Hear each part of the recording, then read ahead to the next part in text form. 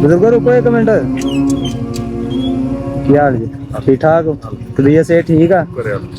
ਗੱਡੀ ਦਾ ਤੁਹਾਡੀ ਦਾ ਨੰਬਰ ਨਹੀਂ ਲੱਗਾ, ਤੁਹਾਡਾ ਚਲਾਨ ਹੋਣਾ। ਠੀਕ ਹੋ ਕਰ ਦਈਏ ਚਲਾਨ?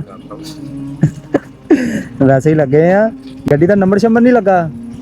ਉਹ ਅਸੀਂ ਕਿਹੜਾ ਇਹਨੂੰ ਬਾਹਰ ਲੈ ਕੇ ਜਾਣਾ। ਅੱਛਾ ਲੱਗ ਹੀ ਰੱਖਦੇ ਆ।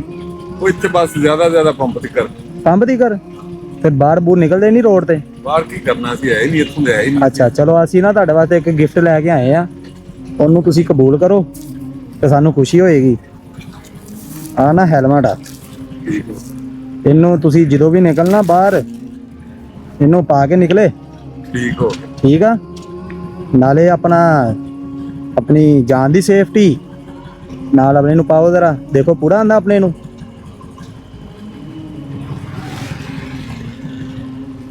ਜ਼ਬਰਦਸਤ ਹੋ ਗਿਆ, ਇਹਨੂੰ ਵੀ ਬੰਦ ਕਰ ਲਓ ਭਾਵੇਂ ਥੱਲਾ।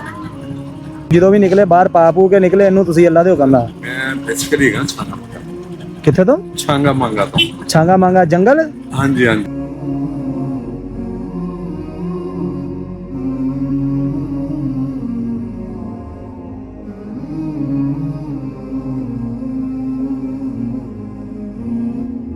ਜ਼ਿੰਦਗੀ ਇੱਕ ਦਫਾ ਹੀ ਮਿਲਦੀ ਆ, ਇਹਦੀ ਕਦਰ ਕਰੋ, ਇਹਦੀ ਹਿਫਾਜ਼ਤ ਕਰੋ। ਠੀਕ ਆ ਬਜ਼ੁਰਗੋ, ਸਾਨੂੰ ਇਜਾਜ਼ਤ ਦਿਓ। ਮੈਂ ਜੀ ਕਿਹੜਾ ਚੈਨਲ ਹੈ? ਸਾਡਾ ਮਾਸ਼ਾਅੱਲਾ ਚੈਨਲ ਆ ਮੀਆਂ ਉਸਮਾਨ i7 ਦੇ ਨਾਮ ਦਾ। ਹਾਂਜੀ ਕਰਾਂਗੇ ਜੀ ਫੋਲੋ। ਅੱਛਾ, YouTube ਤੇ ਉਹ ਤੁਹਾਡੀ ਮਿਹਰਬਾਨੀ। YouTube Facebook Instagram ਸਭ ਤੇ। ਠੀਕ ਹੋ ਹਾਂਜੀ ਠੀਕ ਆ ਅੰਕਲ ਜੀ। ਮਤਲਬ ਕਿ ਕੋਈ ਗਨ ਮੀਆਂ ਸਾਹਿਬ ਜਿਹੜੇ ਤੇਲ ਵੀ ਦਿੰਦੇ ਫਿਰਦੇ ਹੁੰਦੇ ਨੇ।